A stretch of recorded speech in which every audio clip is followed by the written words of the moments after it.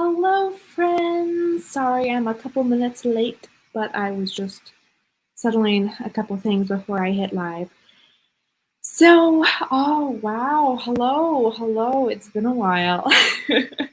I am really excited for tonight, and I feel like it's been forever since I did a live because it pretty much, has been forever. Yeah, life has been a bit crazy for me. If you watched my NaNoWriMo vlog, but I'm moving, I moved. If you notice, backdrop is slightly different. I'm still setting up. I'm hoping to get a decoration for this wall so it isn't so blank. But yeah, so we're reading a book tonight together. We're reading this beauty. Am I allowed to? I'm talking about the cover. So I didn't make the cover, so I'm allowed to say it's a beautiful, right? I'm allowed to call it that, right? It's not. It doesn't sound arrogant, right? But yes, we're reading the first 3 chapters, hopefully tonight, and I'm super excited about that. Yes, and hello to Jules, the Dawdling Writer. Always wonderful to see you, and hello to Devin. Welcome.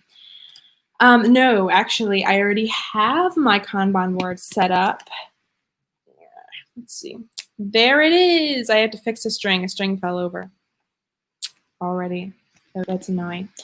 I'm actually hoping to get a like a tapestry for this wall because it's just a really big. I mean, it's not huge, like the biggest wall, but it's a pretty big space. And I think it'd be really cool to have like a tapestry for like a background purpose. So, and maybe some lights. We'll see. We'll see how fancy I get. Thank you. Mr. P, hello. Wow, that is a lot of excitement. Goodness gracious. I think you're more excited than I am. I'm nervous because I have to read my own book out loud. Whose idea was this? Like, I know it was, guys. This is. It's harder than it. I think it harder than what English. I meant it when I said I'm nervous. Yeah. Hello, Megan.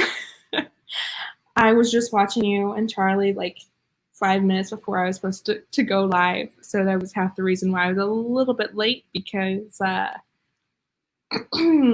wanted to listen, and then I realized I had stuff to do before I could go live. So yes, I'm blaming you and Charlie.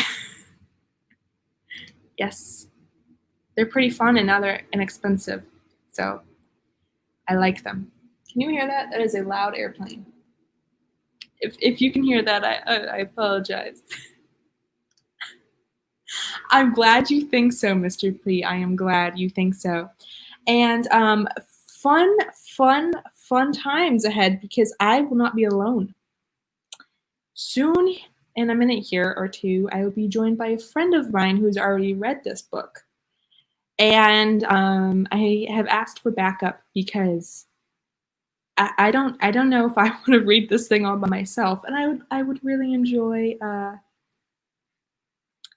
hello bot. I would really like to hear somebody else's take on the voices and whatnot. So yes, I have called in backup.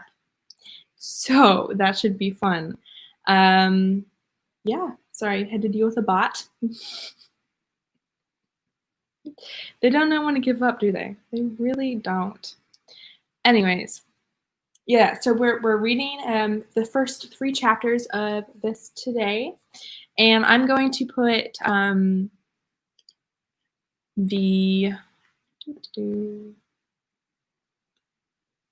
that didn't work. I'm going to put the actual series because I now have it on Amazon as a series. And so now you can see the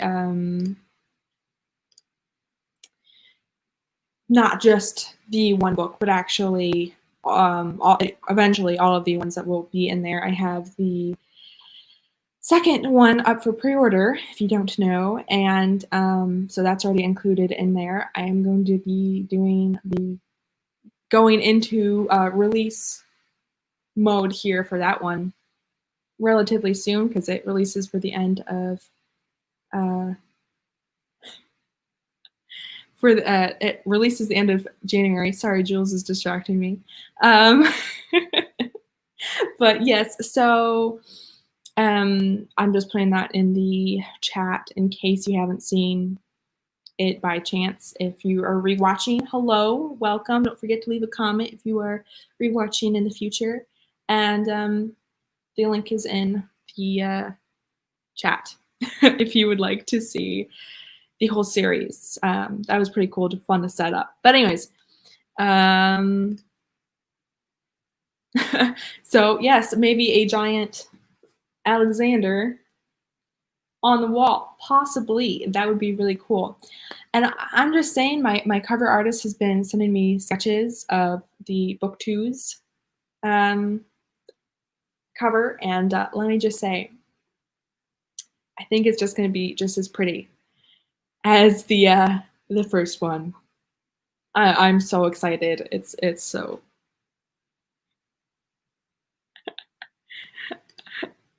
Second one for pre-order. Can you say Merry Christmas to me? Oh my goodness. Wow. Alrighty, then you don't even know what the cover looks like. I am happy for you that you are going to have at least one Christmas present that you are going to enjoy. And I will say, book two is like quite a bit more than twice the size of this one. It's over 100,000 words. So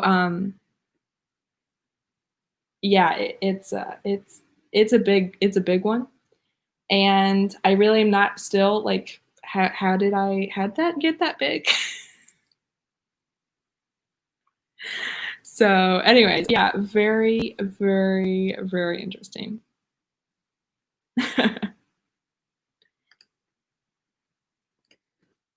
All right, it sounds like we're gonna get a special guest here in 1 second, and then we can start reading. So I'm excited. Aha! So my friend is here, and they're opting to not be on camera, which is fine. So we just get the voice, and let me tell you, I'm ready for some hilarious voices, because this is my friend Dino, not real name, and Dino's pretty hilarious. So I'm ready. Half the reason why I asked Dino to join me is because I'm like, please come and just do the voices and make comments and all the snark. So I'm very excited. Welcome, Dino. You're also muted, just letting you know. You're not just off camera, but you're also muted, just in case you weren't aware. Jules. We might be able to use the second book to stop a blade during a fight bonus. Very true, yes. While Alexander may be a little bit more intimidating than the animal on the second cover, I'll say that much. Alrighty, are we ready to jump into reading chapter 1?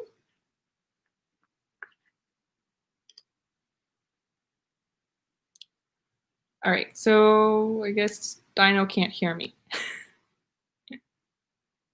That's no bueno. All right, well, Dino will be back in a minute. I have no doubt. So until then, I'm going to start reading.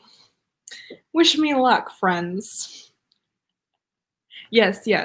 I'm a tease.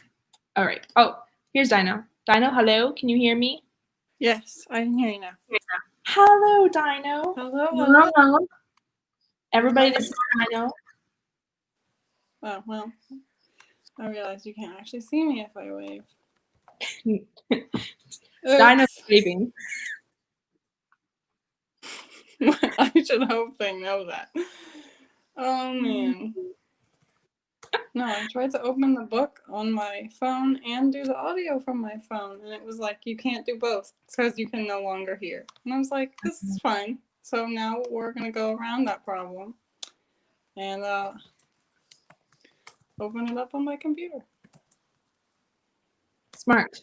Mm-hmm. And while I do that, I can start reading. Yes. And hope I don't die of my own embarrassment, because this is hard. This is really hard. I wasn't expecting it to be this hard. I'm nervous. I'm going to admit. No, it's not so bad. You got it. It is, but okay. All right. Chapter 1. Dun, dun. Well, first off, I want to show off the map. Beautiful. I love this map. I worked quite hard on it, and I'm very, very proud. But anyways, we shall continue. Chapter 1. I gotta get into the mindset Get of into the mood. Roden. Dearest readers, many of the warmest welcomes to you. I am Professor L. Roden, your author and companion. I am here to accompany you on this journey through the wondrous land of Hymerin and beyond. I am a professor at the University of Viltur, teaching natural science, reptilian, and aquatic histories, as well as peacekeeping studies. Only the incredible city of Parthonix could house this incredible university, and none other than the outlandish country of Ukjenta could give the same accommodations to Parthonix. Side note, author note. There's no wrong way to pronounce these things. If you pronounce them differently than me, totally fine. I change it on myself sometimes. So just an FYI. There's no wrong way. This project has been long in the works for me. It at first was published as separate short stories for the university's newsletter. However, after much popularity, I received requests to publish them outside the school. And so I dove into research in order to expound the short stories into fuller, more complex stories. These I publish a total of 27 works. I had my first encounter with your world, Earth, while conducting a scientific experiment on the revitalization of coral. Word spread of my project, and I heard of a world that had issues with coral dying, at a rather advanced speed, too. This world held the name Earth. Your Earth. I went there once, traveling around disguised as an exotic pet. On this, I will mention more in a moment. During my travels, I'd visited the Outer Banks of North Carolina of the United States, part of the North American continent. Dinah, would you like to read the part where I come in? Because I really don't want to read the part where I come in and he describes me. Oh, well, you're muted, so never mind. I was talking. I forgot I muted myself. Give me 1 second. I'm going to switch you to my computer in hopes you can still see me, because the last time I did this, the audio was terrible. Okay. Well, actually, there's a little bit before. Well, you keep reading. So I'll keep reading. I'll be ready. Figure it out. Mm-hmm. Now, during my travels thus far into your world, I had become rather familiar with some of your cultures. I noticed some bore a resemblance to the culture of the Ancient Ones. The Order of the Ancient Ones is a religious group dedicated to their god Melegus. Melegus values the pursuit of perfection and erasing of flaws, among other things.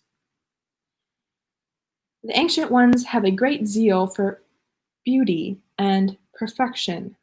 They loathe weaknesses. This, in turn, creates plenty of room for fear inside those within the culture, and also this is why I should not read, because I have a bigger vocabulary in writing than I do speaking. Also insensitive, you know what? If you have the book, you know what I'm talking about. Deception and acting like someone you are not. I am disturbed by this commonality between your cultures and the ancient ones. I thought of the true tales I had written of folks becoming free from self-hatred. I knew at once I must share them with you, for outcasts become commonplace because of this paradigm. I wanted to warn you, yet I found myself unsure of how to express my stories with you.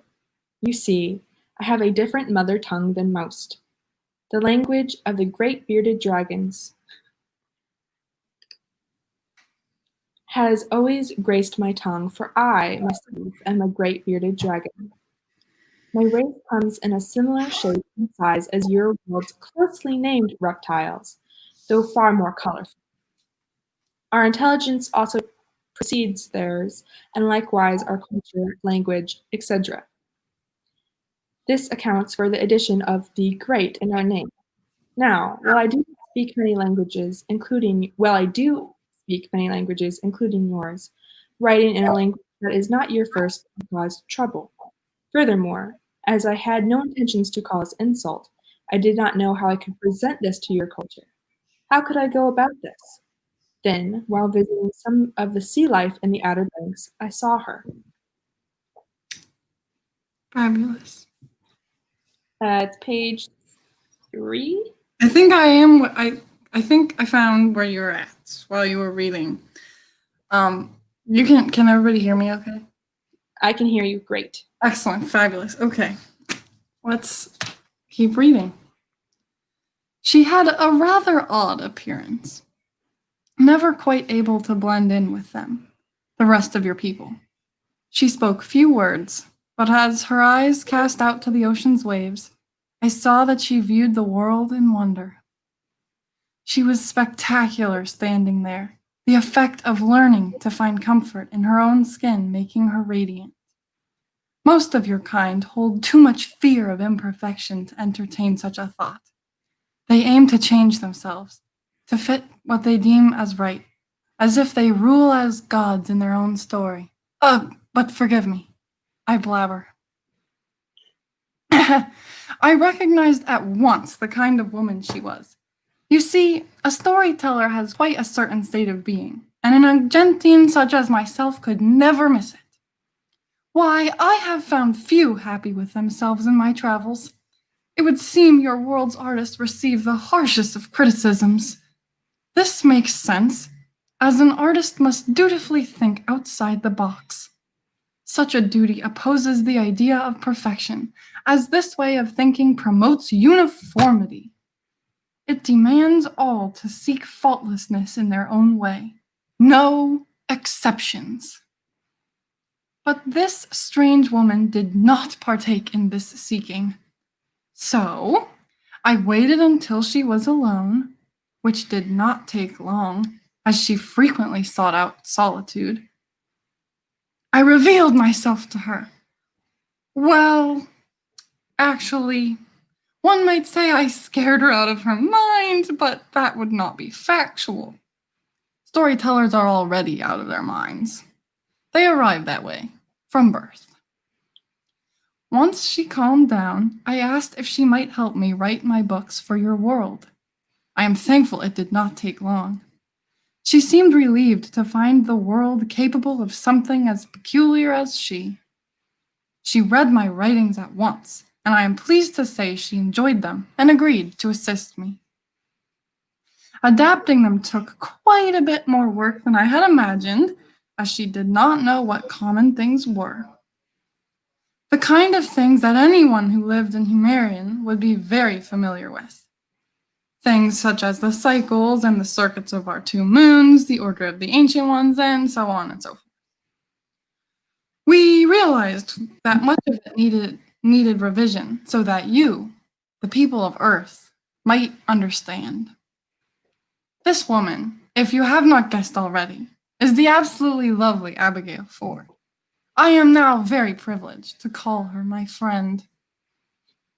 Lady Abigail and I decided that 27 books was way too many to publish.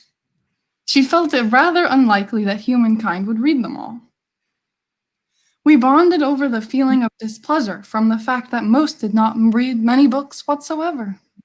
So, we decided to combine them, uniting 2 or 3 books, which we now call parts. We would call a book an act, a nod to the theatrical way that history plays out. With that now said, I hope you enjoy these true stories from my homeland, starting with the Dark Castle. May you have deep admiration of those who you will meet within these pages. I also sincerely desire for your people to learn to read more. But, never mind that. Allow me to share a little bit about the true tale you are about to partake of. I have the very distinct privilege of sharing with you the story of Mr. Victor Tomes, a heroic man of great honor and courage. His story is legendary in Argenta. I am proud to say I spent time with him before my days of travel and call him a dear friend. So I can assure you his humor and cheer shines as bright as what I have written here. Since you belong to another world outside of Argenta, his name is most likely unknown to you. If I am correct, then you have a disturbing and ridiculously tragic ignorance, one in which I aim to fix in sharing this story with you. Pay attention. Some may question and even disagree with where I am choosing to begin to tell Victor's story. I am not starting at the very beginning, when the story first began, with his birth and childhood. Nor am I starting with the time in his life that he is legendary for, where his heroism shines the brightest. No, indeed, I embark in telling his tale in the darkest time of his life. Nothing much happened, at least not in the eyes of the public. However, great growth often happens in times such as these. This is the case with Sir Tomes. But, you see, it all happens rather within a person, which makes things difficult for storytellers, as there is little to work with in terms of the plot. It is of my belief he, in his true misfit spirit, would approve of his story being told in a forthright manner. So, I desire to make it clear that he battled the very same battles we all face. This difficult season made his amazing but wild life possible, after all. Victor Tomes cared for and inhabited the famous, or I suppose infamous perhaps, Hynafol Castle during the castle's greatest times. It is the beautiful, magical castle in the western part of Armorelli. It served as a main base in the Great Illusioned War, on whose side, though no one entirely knows. However, we know for sure that in the Great Division War, Hynafol played a superiorly vital role. This time, the edifice was only on the side of Argenta and Heraclius, as it now had Victor Tomes at its helm. His fame rose from his role in the war, becoming a legend years thereafter. Wonderful Argentians, do not despair if in this book you find a Victor Tomes that you do not recognize. As I have said, at this time he journeyed through a dark valley in his soul, causing him to question himself and the goodness of humanity at every turn. He questioned the purpose of life itself. After all, heroes are forged in the darkest of fires. They are not born as such. Often only tribulation can form average people into heroes. They do not exist without the dark times. In this time, I do believe that Victor Tomes felt orphaned. While researching Victor, I found it remarkable how he lived out of the belief that rejection would always haunt him. I am thankful that this changed in time, otherwise he would never have become the man we know today. May you gather much fruitfulness from reading Victor's story. May you learn from his example, and may it remain with you always as you journey in life. I hope to see you dare to be as unique in your bizarreness as Victor Tomes, embracing who you are with as much force as Sir Victor. Of course, it took him time to understand this, as it will likewise take you time, and this story is about just that. May it encourage you that even the greatest of heroes do not accept themselves right out of the womb. May the true peace abound in and through you at all times. The kindest of regards, Professor L. Rodin, author of a historical account of the Great Illusioned War. What secrets does Lake Frigid keep? And the majestic mystery of the coral in Annalise Pond. He is a professor of natural science, reptilian and aquatic histories, and peacekeeping studies at the University of Wiltshire. For further inquiries, you can contact M.B. Emma of the University of Wiltshire. Ask to speak to Kate R. Lupa of the Rodin Emporium.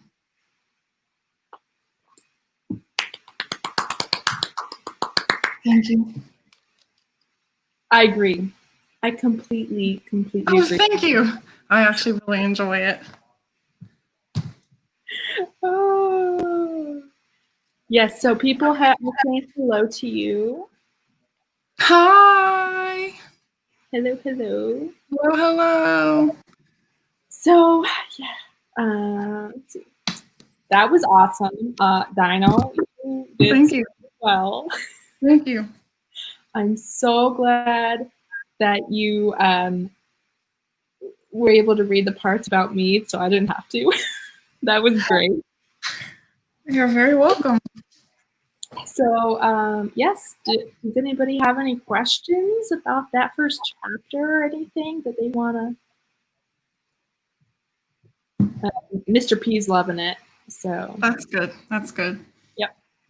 I mean, I will share, I think I told you, Dino, but the professor is actually inspired by a real person. yes. And the idea of making him narrator actually came after my friend actually had a dragon, and so and it was actually, his name was Dumbledore, but Dumbledore passed away, and my friend was sad, and so I was jokingly like, well, what if I make him eternal in one of my books and put him into one of my books? And my friend really liked that idea. And I was joking with my friend and saying, what if I call it Professor Rodin? Because that's my friend's name. And my friend just thought that was the greatest thing ever, and thus Professor was born. So, yes.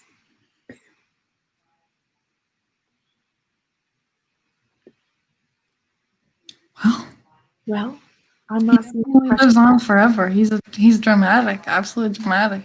He is very, very dramatic. Yes. I mean, maybe it helps I read him a little dramatically, but take what you can get. I think you did him quite a service, quite well done. So thank you. I can die happy. That's all I need. Oh yes, you can totally read Professor Rodin just fabulously. You can die now. So woohoo! That's the end. Your life goal has been achieved. My purpose here on Earth. That was it. I think it's a little bit more than that, but I hope so. Because otherwise I'm just gonna keel over one day. No, you are not. No, you're probably right. But so let's actually be here for your questions if you have questions, because the author is sitting with us. And yes, that's cool. The author's sitting here. She's waiting for you to use her. You know what I mean? Get those questions in. Do you have any questions for me, Darna, while we wait? Do I have questions for you? Let me see. I don't want to just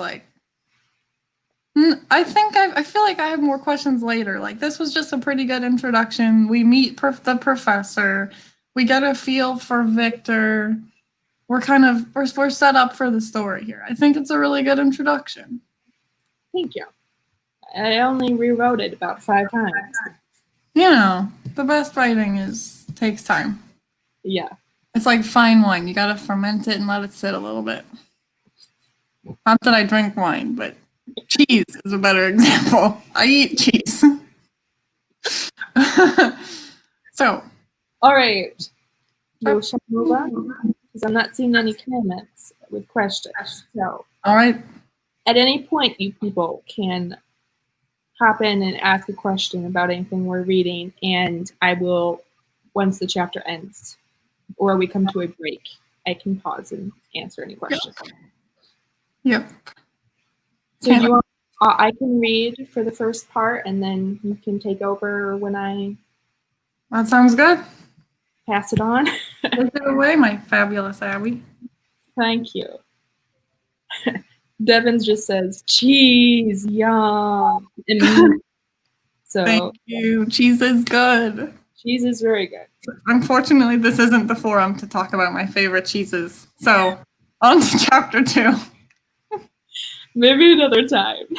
Maybe another time. All right, chapter 2. In the year 1025, or 1025, or whatever how you prefer me pronouncing it, whatever.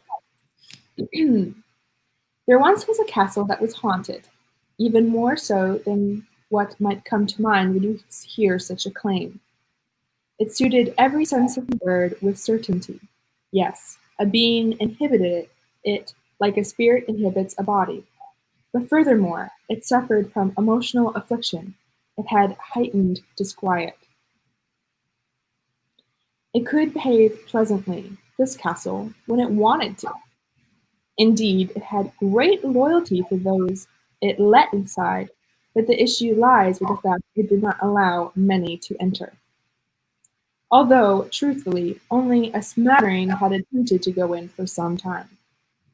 Not a member of humankind, anyway. In addition to this, it had a certain mischief, this being, playing tricks on some who ventured in. It did so that it might deter them from ever returning. And also because it just wanted to cause trouble. People whispered of it in fear. It appeared to them as a ruinous castle, dark, abandoned, foreboding. In truth, it was anything but. Animals ran about the place, finding shelter within its stone walls. They were hunted often only for their differences, so they found refuge there. This castle, Hynafol Castle, welcomed them home. The caretaker of these outcast creatures, and fellow recipient of the castle's embrace, came in the form of a quirky, middle-aged man. He abided at this moment in time as the only human in his homestead, well, fully human at least. He lived a lonely kind of life, although not by choice, as he remained a rather extroverted soul in his youth. Mayhaps this is one of the greatest tragedies of his life, the falling away of his sociability, for it took with it his desire for friendship. You see, eccentric sort of thoughts occupied his mind, at least in the culture that surrounded him. But he could not take the blame. He had experienced things far beyond what the regular sort encountered, causing his thinking to soar into the clouds. The only space mind has to be open to the strangeness of the world. He held the name Victor Tomes. I assure you, before you judge him for any behavior in the following story, he did try his very best to conduct his life in a normal, boring, uneventful way. Not that I myself agree with this philosophy, but I must assure you he did try. When this proved impossible, he settled for suffocating depression instead. You see, he knew things. Too many things, in fact. So many things that he often wondered if he would rather not know. Things far wilder than his magical, very much alive castle. More bizarre than Alexander, his pet Drutas, with the body of a lion, the wings of a moth, and the size of a behemoth. These things were even difficult for Victor to comprehend, yet he lived with such abnormalities in all his life. I suspect Victor Tolmes found them frightening, for knowing such things spurs one into action, and while depressed, one would very much like the world to go away, and certainly one does not want to be forced into action. And so, a spectacular revelation, such as these things I refer, would be most unwelcome. Victor liked to pretend these things did not exist. He often sat alone beside his living castle. Oh, and the many animals that resided in the castle with him, including Alexander the Jutas. Also, Chef Bordeaux. But you will hear more about him in a minute. It was in the haunting castle that Victor moped about in the dark, feeling sorry for himself and wallowing in the past. Chef Bordeaux tried to advise him to untangle himself from self-pity, but Victor never brought himself to do so. He dragged himself around his castle, thinking about all of the people who had left him, whether due to their differences or from their head being chopped off.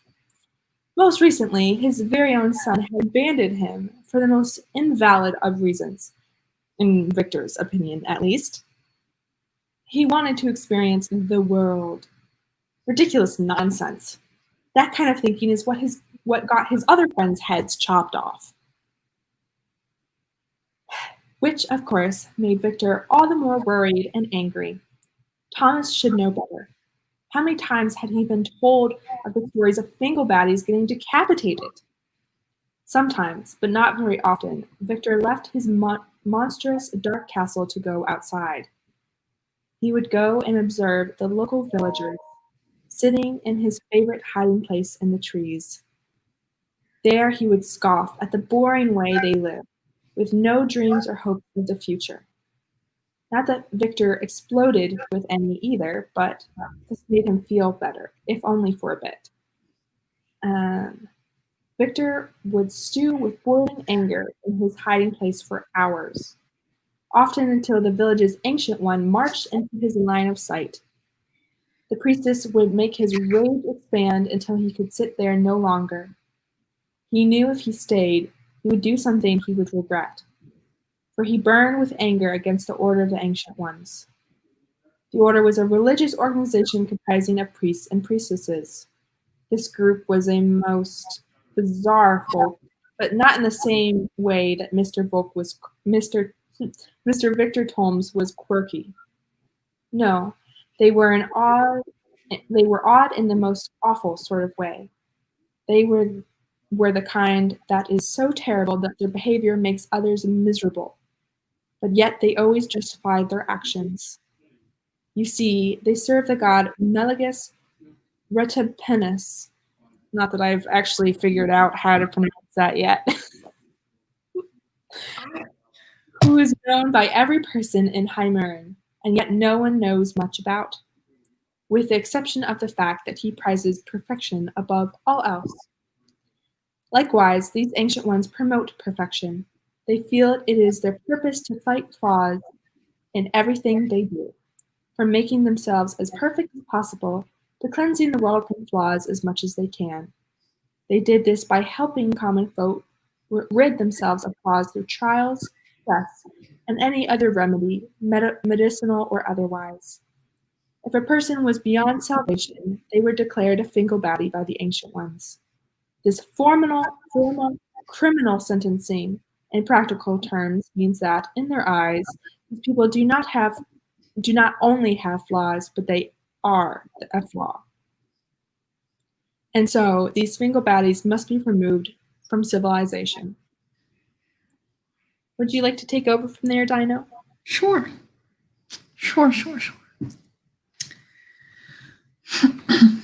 A perilous and terrible sentencing awaits Fingalbatties. The dead man's graveyard. It's a horrid place of epic proportions, birthed by the ancient ones near the time of the conception of their order. A land encased by magical walls that let any in, but no one out, with few exceptions. They are entombed alive in a land of nightmares, It's filled with vicious monsters, some the size of 3 houses stacked together. Geysers that spewed forth boiling poison, water that looks safe to drink but contains lethal bacteria, and more horrors. There is no place of comfort or safety there, only torture and bloody death. The ancient ones built it to ensure 2 things: maximum pain and eternal torture. Dark magic was cast over the land, forbidding permanent death. The vile sorcery resurrects those that die each time, never allowing them to find rest or peace. And this, you see, made Victor a rather dedicated hermit. His eclectic tastes strayed far from the desirable in the Ancient One's opinion, of course. He also had a rather nasty burn on the side of his face. A prominent flaw such as that screams with danger. The sight of him would cause them to capture him at once. After the capturing, it would not take long until they would declare him a Fingalvaddy. Victor had a brutal history with the order of the Ancient Ones. He found them reprehensible, and not without good reason. He despised them more than anything. The sight of them roiled his stomach with hate and caused his blood to seethe with anger. They had taken everything that gave him joy. They stole his dearest family, they took the love of his life, and now they had taken his son. If he did not hate them before, he abhorred them now. After seeing the nearby village's priestess, Victor would slink back to the shadows of the castle from whence he came. If fate had twisted a different way, Victor would have lived as a popular fellow in a village somewhere. No doubt life would have found him as a law-abiding and social citizen. Indeed, it was a rather cruel thing for poor Victor. Fate offered him no escape, not with his burned face or eclectic tastes. He could not forget nor ignore the things that kept occurring within his life. They had shaped him with too much depth, their consequences far too profound. This is what he felt he would rather have, only because he lied to himself. If he dug a little deeper, past the surface layer of his heart, he would find that he scorned such a petty living. This was, of course, why he would go and view them, living like tiny ants with only a peck at purpose. He would growl and reaffirm that he lived nothing like them. He knew better, for which he patted himself on the back. But if he were honest, living in ignorance glistened with honor more than knowing the truth, but doing nothing in spite of it. And even more despicable still, understanding and pretending that you could do nothing. So, when 2 figures from his past arrived, their knocks echoing through the empty castle, he panicked. He felt at once that he should find a slimy hole of shame to disappear into like the wriggling worm that he was. Well, I guess that means it was too bad that the 2 on his doorstep would never let that happen. Not without a fight, anyway.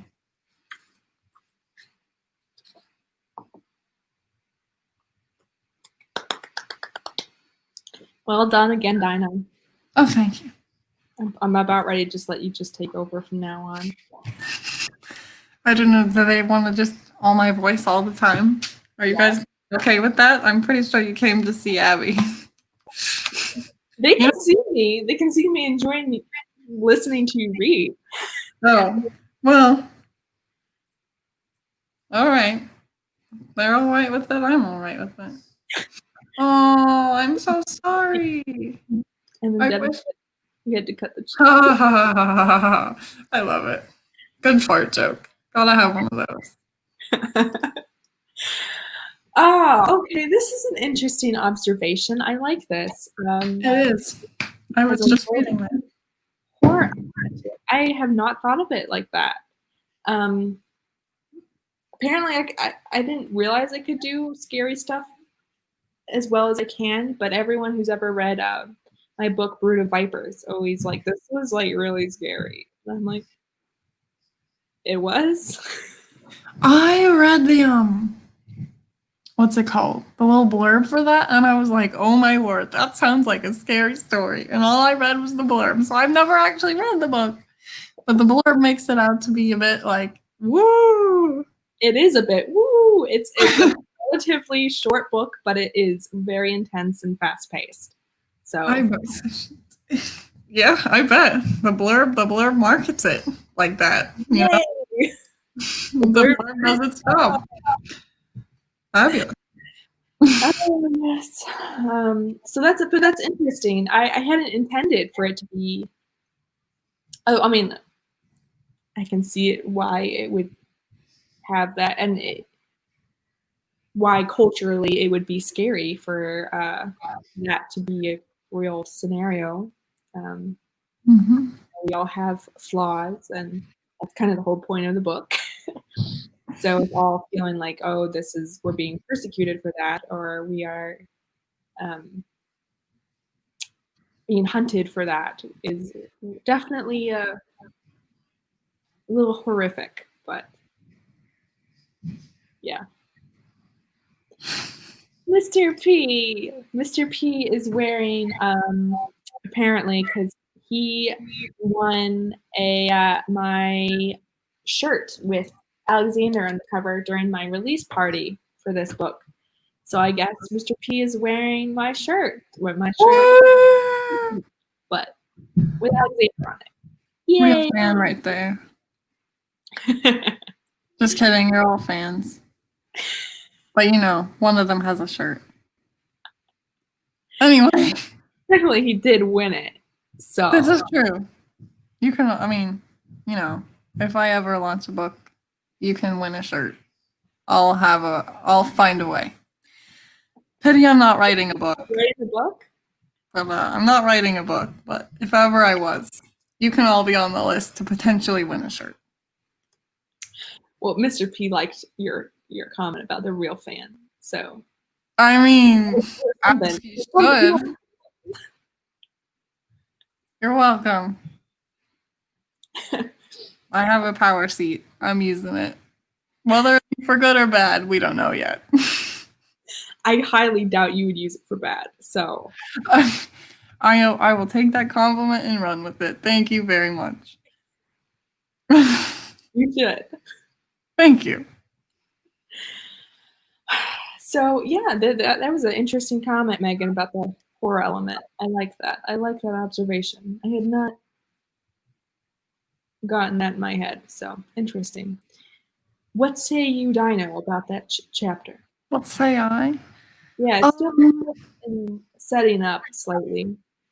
Yeah, having read the whole thing, and this being the third time I'm reading this, I'm definitely seeing now where this is like set up for the later story. So yeah, I would definitely agree with that observation that this like sets up what you'll read later. It all ties in, I promise. I've read it 3 times. I totally forgot this is your 3rd time reading it. Oh my gosh. I'm like, I'm tempted to say, wow, you read it more than me, but that is not true. Editing. Yeah, I was gonna say, I feel like you've read the on the whole more than I have. Yes, I have, and I challenge anybody to read it more than I have because I lost count. So I just read it every day for the rest of my life. I'd be, on my deathbed. Hold on, I'm on chapter 1. Wait, I can't die yet. Yeah, let's not. Do you want to read the other ones? Just saying. It's a good read, though. It is. Well, hopefully, I encourage you though. Read. So, yeah. Mm-hmm. Mr. P says, referring to the shirt, just because I won doesn't mean I wouldn't have bought it anyways. Well, there you go. So apparently, Mr. P is fighting for that. Well, you know what? I'm sorry, Mr. P, but the number 1 fan, you have some serious competition there because my dad's pretty. Oh yeah. And my niece is also. They legitimately had a whole fight about who would be my fan. And it went on for weeks. Every time my niece would come over, it was like, don't you dare even attempt to call yourself Abigail's top fan, number one fan. Ooh. So now they finally compromised, and they are a half fan, each of them. They're the total number one fan. Oh my gosh. I love it. Yes, that is something. But my dad also has the T-shirt. So, Ooh. yep. And my dad also has the proof copy, signed proof copy. And there's only one proof copy. So just pass the man over your address, get him to mail it to you. And the next thing you know, you're the number one. You're half a fan with her niece. That'll solve your problems. Yes, if you can convince my dad to do that. He also has a T-shirt that says, "My favorite writer calls me Dad." Ooh. You have some heavy competition there, Mr. P. So, and Jules is cheering you on for mischievousness. Thank you. I do have power. You do, and you also have my trust. Jules, I do have that. Yeah. I'm gonna take over the Fordlings writing world, people. Get ready. It's gonna be dino-ified up in here. You ain't never gonna know what hit you. Do you want that? I don't know, but you're gonna find out. Hey, I'm not opposed. I'll let it. I mean, I invited you, so. All right. It's time for my panel on cheese. I'm kidding. That's not related. Okay. Hey, we'll take a minute and advertise for the Discord group. Oh, yes. The Discord group, you should join.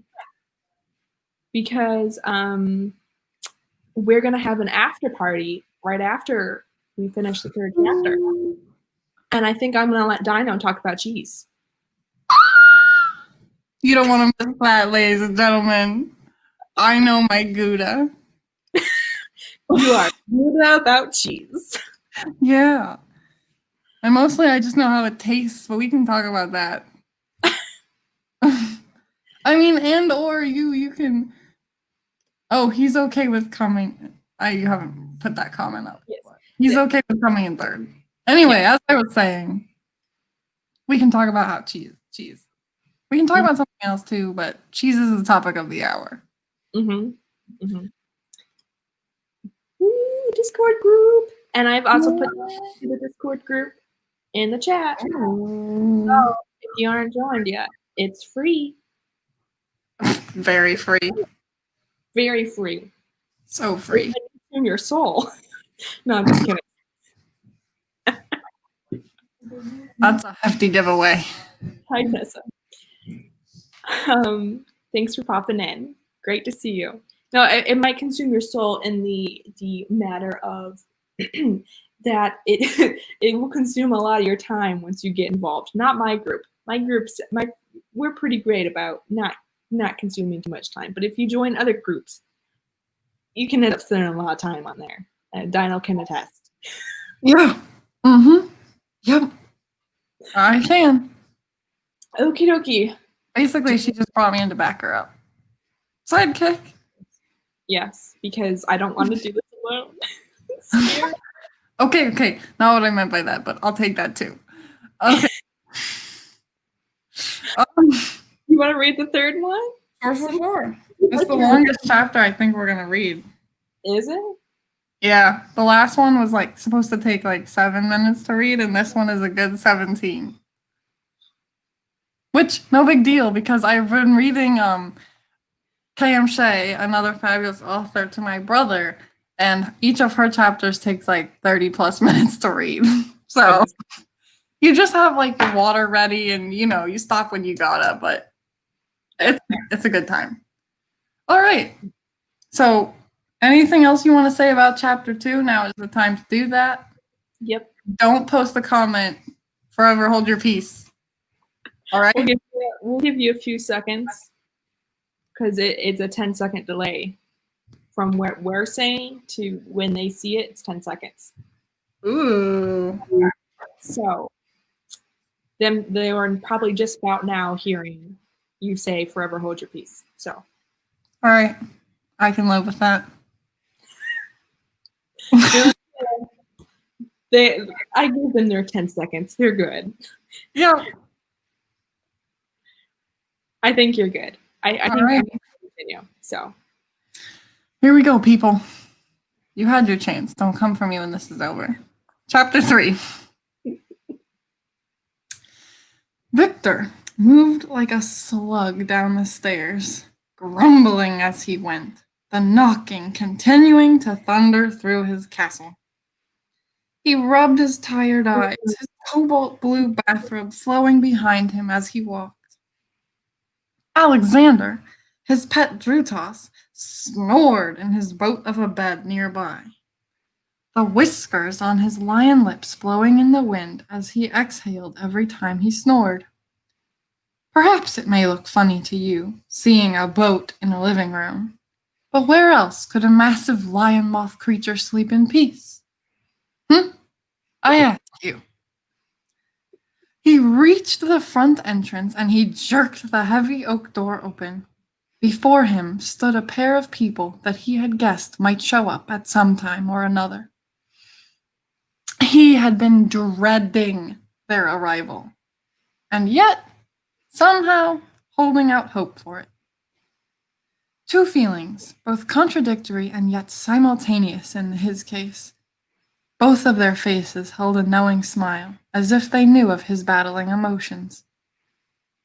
Weira! General Friedrich! Victor gave a curt nod in each of their directions. Weira had a rather striking appearance. Her wild orange locks flowed in a mess of curls all the way down her back. Her skin held the essence of a pure white lily. Her eyes gleamed with a fresh summer green. She stepped past Victor and into the house without a word, only a smile. With leaves and sticks trapped in her hair, she had a rather wild look about her. With one tilt of her mouth and a glance of her eyes, she conveyed the fierceness of nature itself. The smells of earth and fresh rain hugged Victor as she passed him by. The other held the title of a general. Sir General Friedrich, a man of average height and looks.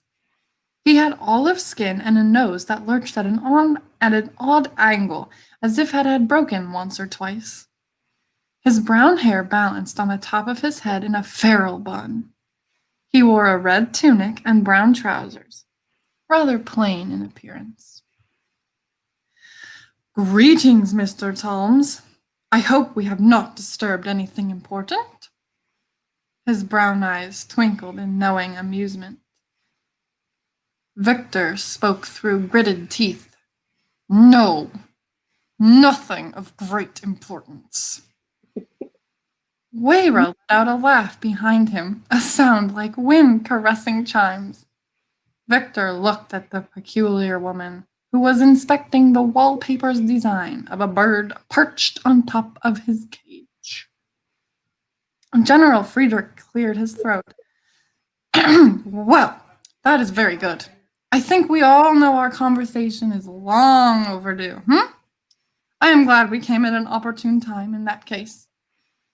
Now, how about some tea? Where is Chef Bordeaux? I hope he will not mind serving us. Victor gave a short nod and dragged his feet to a bell pull, which he tugged on. In the absolute silence of the house, the sound echoed to them through from somewhere further into the castle. He shall be on his way shortly. Come, let us sit. Victor led them to a room to the right, passing a large grand staircase. The room was a parlor, small but airy. The room held 3 blue chairs with tall backs, plush cushions, and curved legs. All of them faced an ornate carved fireplace made out of cherry wood. Victor went to the last chair to the right and flung himself into it. I suppose you know why we are here, then. Weira's voice was soft, like a whisper caught on the breeze. Victor rolled his eyes before placing his head in his hand, elbow propped on the armrest. Why else? You have great concern for me. He took a deep breath and let it out as a sigh, sinking further into his seat. He rather liked the edge his voice held. It suited him and how he felt. You want me to move on, or whatever phraseology you have decided to use. I am afraid to say it is of no use. I have made up my mind, and I am determined not to change it. It was Wayra's turn to roll her eyes. Oh, the stubbornness of men! Their unteachability befalls them time and time again. Will they ever recover from such utter nonsense? I will not. No, not me, not ever. You cannot convince me of whatever foolishness you are going to implore me to pursue. Yes, indeed, you might as well give up while you can, Victor reaffirmed. Wayra strained to save her eyes from rolling straight into the back of her head. Do you understand, dearest Victor, her orange eyebrows arching, that the nonsense that you declare is not the good kind, but the awful one? The kind that actually makes perfect sense, but is not wise, and so it is nonsensical. The good kind is of foolishness. The one you refute and scorn is best to live by. Like the stars above, twinkling in the night sky. Why are they there? No. What purpose do they serve? No reason is known, and so they are nonsensical, non-practical. But they are lovely in nature. So, those with whimsical foolishness in their hearts look up at them and sigh. They appreciate their nonsensical existence with great esteem. Pretty words, but I am not a man of the arts. I do not appreciate literature. I curse it, in fact. I will not be swayed with this persuasive speech. What do I care for the stars in the sky? Let them burn. Friedrich scratched his head.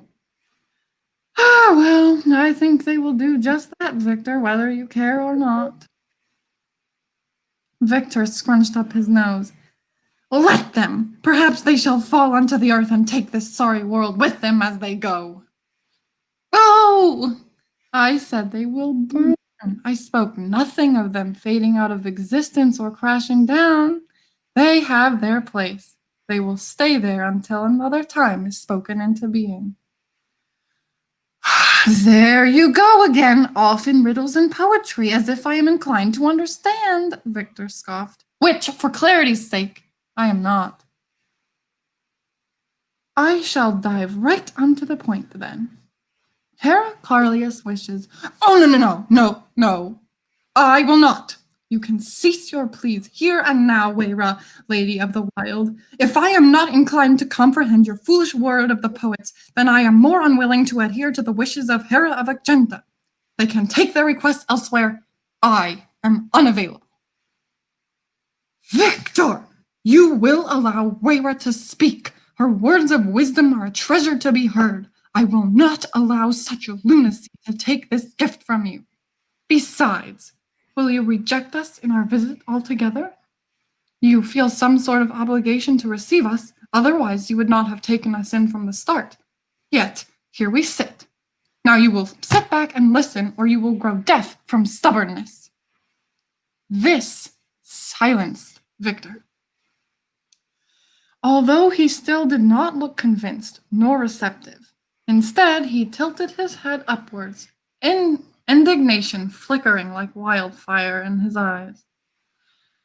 Continue, Lady Wayra, for wisdom. Victor crossed his arms, but said nothing more. Friedrich's reprimand did not only garner Victor's attention, but also Alexander the Drutas. The lion the size of a house crawled out of his boat and stretched, unfurling his massive moth-like wings until they almost touched the ceiling. Then he paraded over to the group across the wide room, nuzzling Weira's hand as she spoke. Heraclius wishes you to find a purpose again, to find the joy in life. I understand you question whether or not this is manipulation. I do, with certainty. But Victor, are you happy? Are you content with the state of your being? Are you satisfied hiding here for the rest of your days? I know you wonder what else there is for you to do, my friend. Oh, the things you could contribute to, the hopes and dreams you could fulfill. The issue lies within the lie in your mind, the one that says you have nothing to offer. And even if you did, no one would take it. Victor, do you not understand that nothing will go to waste? You are here in this castle for a purpose, one that is upcoming. The time of your destiny is approaching, drawing nearer and nearer. Will you trudge along, scampering in your denial as it journeys to you? Will you shrivel in surprise when it arrives? Or will you refuse it altogether when it comes knocking? My friend, you were made for more than this. Think of all the joy you used to perpetrate. Consider the music you used to hold so dear with great love. Will you walk away from who you once were? Draw that book unto a close because what's written there is too painful to recall? Dearest Victor, will you hide here pretending it never happened? Nay, Lady of the Wild, it is because I cannot forget that I stumbled into hiding. I rush into the darkness and I succumb to overwhelming emotions. The past, it haunts me. Do you not see it? I am trapped here in the safety of this place. I sit, considering times gone by when I was an unhurried young boy, unburdened by life. I sensed the wonder in the music, listened with eagerness to the stories it told, and even more so, I hobble after the times that I dared to love the musician behind it all and my friends who cheered me on. I think of my son Thomas, who waltzed out of my life like I meant nothing to him. I reminisce of the adventure and the journey, of the hope of a changed life. I do consider, Lady Weira, of the grasp I had on family, the likes of which I had not dared to dream of before. I think of all that has been taken from me, the steady ground that was pulled from beneath my feet. My thoughts leap after what was truth, which is now nothing but lies and faint memories. I grow old, Lady Weira, and I am alone. How could fear not capture my heart? How could it not imprison my soul? To die alone is humanity's greatest fear. I should suspect you know this, perhaps best of all. Friedrich. You say my destiny comes, and I say it might. But I see dark curtains approaching, my life drawing to a close. Why should I care, then, what happens to me, when I may not awaken when the morn breaks? Shall I cry when death's bitter kiss captures me for all eternity? Nay, I am sealed by its fate already. I wait here for her daily. So tell me, O wise ones, shall I hold on to the hope of this sweet victory you speak of to me? Why should I grasp onto something so inconceivable? Destiny does not exist for me. It would have presented itself to me in my youth, not as a wasted old man. Nay, only the doom of fate calls my name. Destiny reserves her intentions for others more pure. Weira scoffed, leaning forward toward him in her seat. And you say I am a poet? All I hear is dramatization from your pursed lips. Then are we not two peas in a pod? Victor shot back, flinging one leg over the other. He rolled his eyes as he observed Alexander laying down and placing his head in Weira's lap, purring softly as she ran her fingers through his furry mane. Weira let out a long sigh. Silence echoed throughout the halls once more. Victor attempted to pretend he sat alone, if only for a moment, closing his eyes and breathing deep. Big, bounding steps broke his fantasy.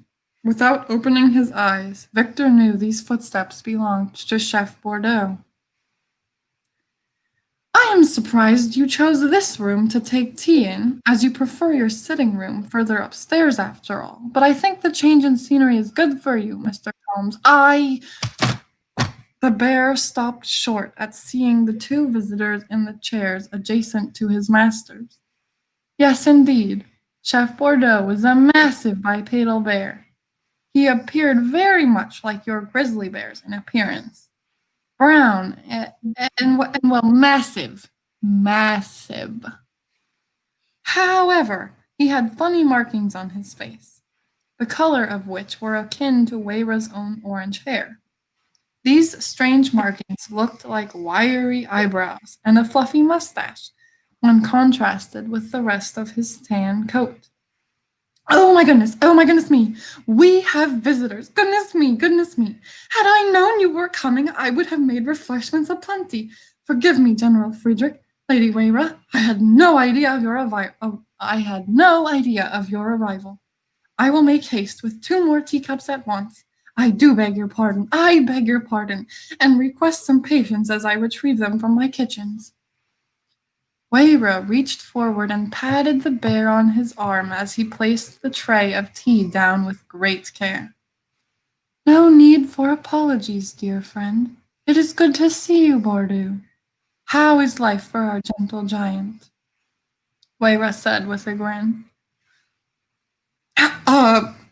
Well, Bordeaux cast a wary glance at Victor before turning his head to the side, concealing his face from his castlemate.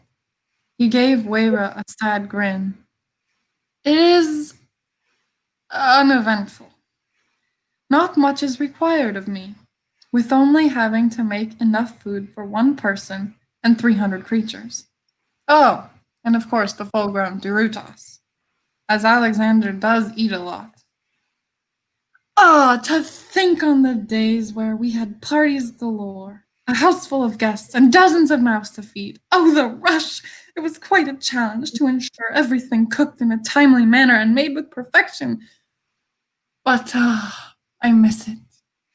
Oh, well, perhaps since I am getting older, it is for the best. It very well could be that I would not be able to keep up or accomplish it any more. At least not in the proper way. But I do not know. Weira gave a slight chuckle.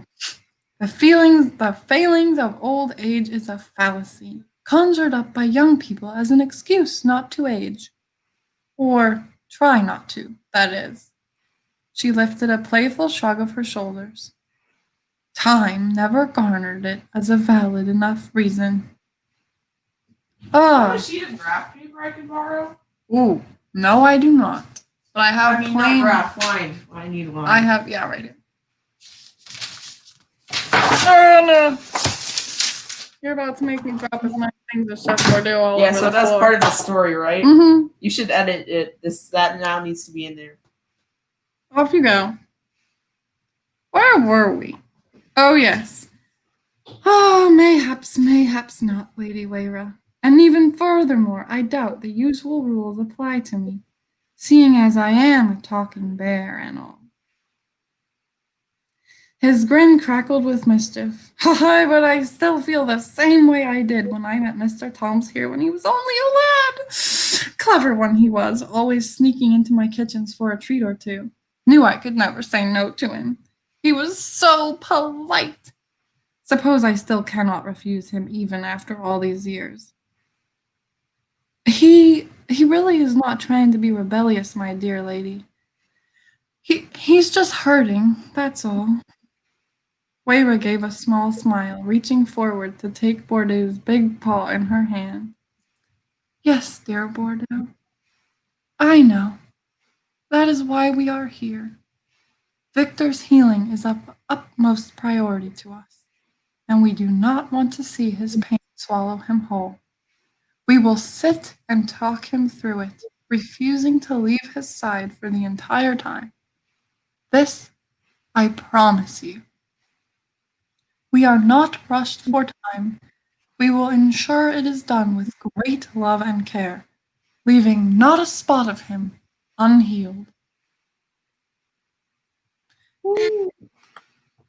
That was my brother, everyone. Flash cameo. I apologize. I wasn't expecting him to join us, but you know. Hello, brother. Dino's brother. He's gone now, but You did that so well. I literally was like, is she propping her hand up like he was? To make oh yeah. Yeah, so when I read, I do what they do. So when he flings his leg over one leg, I fling my leg. When he talks through gritted teeth, I grit my teeth. When he props his hand up, I prop my hand. I mean, that's how it sounds like this because I actually have my hand propped on my chin. You can hear it. It actually really helps. So I've been told that it does, and that's why I keep doing it. So. It does. I'll have to keep that in my mind. You kind of have to act it while you read it, sort of a little bit. Anyway, so. That was fun. It was a lot of fun. Yeah. Hearing you read it was just awesome. I am curious, why? I know everyone, says I'm good at that, but, what, from an author's perspective, how? It was really interesting hearing you interpret the inflections and the tones of voice and even the accents. It was just really fun to hear you bring it to life, I guess, and take it out of my mind. Yeah. Someone else that's not me interpret it, I guess, seeing it from their perspective. Yeah, how the world, or the world, how I, the world, see what Abby has written. Yes. Mr. P says, Dino has a future in reading audiobooks. You make the book come to life. Oh, thank you. I will take your compliment. I appreciate it very, very much. That makes my heart happy. I had wanted for the longest time to be a voice actor. And I didn't. Yeah, it's one of those weird things I don't think will ever happen in my life. But if I get to read audiobooks, I'm all about it. You kind of are right now. Well, yeah. Anyway, what, I don't know, I've always kind of enjoyed it, but, in school, I was never brave enough to be like, I'll read next. No. And I really got into it reading to my brother, who coincidentally just made a fabulous appearance looking for a piece of lined paper. And I don't know, I just really enjoy it. So I'm so glad you are enjoying it, Mr. P. I'm so glad you love it. And yeah, it makes me very, very happy reading that I'm not the only one that likes what I do. No, I like you reading a lot better than me reading because you're better at it than I am. You read very well. Don't discount yourself. It's difficult. I have a hard time pronouncing things as it is, but then when you're reading your own works, it's tricky, I guess. So, yeah. Fair enough. But the Dodley writers gave you a heart. Oh, thank you. I appreciate your heart. And I will take that. I love it. And 'twas very fun. Yay! Yay! That makes me happy. Hoping to kind of do this weekly is my goal. And until the book's finished. And then in the Discord, we are going to read book 2 before it's even released. That's what I'm excited about. Yeah. That's what I'm doing for people. And then I'll read it on the YouTube channel sometime after. So this perks. And yeah, I'll definitely be putting the cover there first, and then probably in my email, and then I'll announce it like on social media and stuff. So Discord has its perks, guys. That's right. And speaking of perks at Discord, we're about to go there. And we're going to talk about teas. And well, actually, first, does anybody have any things they want to say about that chapter / questions or anything like that? Jules says it's hard to get out of editing mode for your own words. That's why it's so nice when others read it aloud. Yes, that is so true, because I literally was sitting here as Dino was reading, like, oh, I could have done that better. Ooh, I should have done this instead. Oh, it's fabulous. So, yeah. Dino, do you have anything to say about that chapter? Do I have anything to say about that chapter? My hero reminds me of a fawn, like a woodland creature. I don't think she actually is one, but the resemblance I feel like is there. And General Friedrich is like, I associate him as being this like stiff dude that's like, he's got a fun side, but you gotta meet him to see it, you know? Mm-hmm. Pretty accurate, I would say. I would not say she's a fawn, but she does live in the woods, in a cabin in the woods. So I think the point is made at some point in the book that she has like sticks and twigs in her hair all the time. where do you think we read that? Yeah. Did I read that? Oops. Yes. Anyway, I get so into it, I can't remember. I'm just reading. It's just happening. And yeah, sometimes the content goes over my head. I'm just like so excited in reading it that. I get that. Whew. Anyway. Yeah. So you were right on. Woohoo!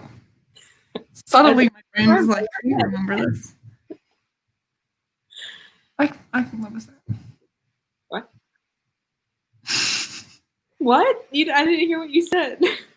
What? Did I say something? I don't know. Did you? I thought you did. I don't know. I have no idea. I don't know. Yes. So just saying, Jules says, just sing Let It Go to yourself. The book has to have its own life now, book mom. Yep. Very true. Fly away, book. Fly out of the nest. Well, you can't see me, but I've got some fun gestures happening. And by that I mean I have bird wings over here. Before you think I'm naughty, I'm really all that nice. You can tell Santa about it for me. Do you mind? I haven't written my letter yet. Good. Thank you so much. I will be sure to pass on. Thank you. I appreciate. I'll send you a letter of recommendation. Good. I'll forward it to Santa, and the elves pass it to Santa. Mrs. Claus says, "Oh my goodness, Santa, look at her." And she's got an author. Yeah. I got one of them special authors on my side. It doesn't get any better than that. Okay, we're gonna end it. And if you want more of this, whatever the heck this is, we're gonna have an after party in my Discord, which I put in the chat. You should join us if you so feel like it. And yeah, we'll see you next week for more reading, and possibly I think I'll be doing a video, putting a video out here relatively soon as well. And yeah, Dino doesn't have anything. Like you can go see her on. She's not a public figure, so you just only get her with me. So if you want more Dino, you're gonna have to stick around on my channel because it's a Abigail Ford exclusive. So very. Yep. I don't know if I want that because I'm a little crazy. I mean, at this point, you've met all there is to meet. Except for my cheese panel. Y'all don't know about that yet. No, about to go find out if you're in my Discord. Actually. Anyway. Alrighty. I want this kind of exclusive. Come back next week. Same bat time, same bat channel, potentially up to Abby. But you'll all know if you join the Discord group. Anyway. Yes, so I think it's going to be the same time next week. And hopefully Diana will join me again. So. Yeah, I should. If not, you'll just have to be sad. Yeah, and just have to deal with my boring reading. Or, you know, Or I'll get somebody else too. I don't know. Because I don't want bring in the half fans. Bring in the half fans. Bring in all the fans. Get your dad to do some reading. Alrighty. See you guys. Bye. Oh.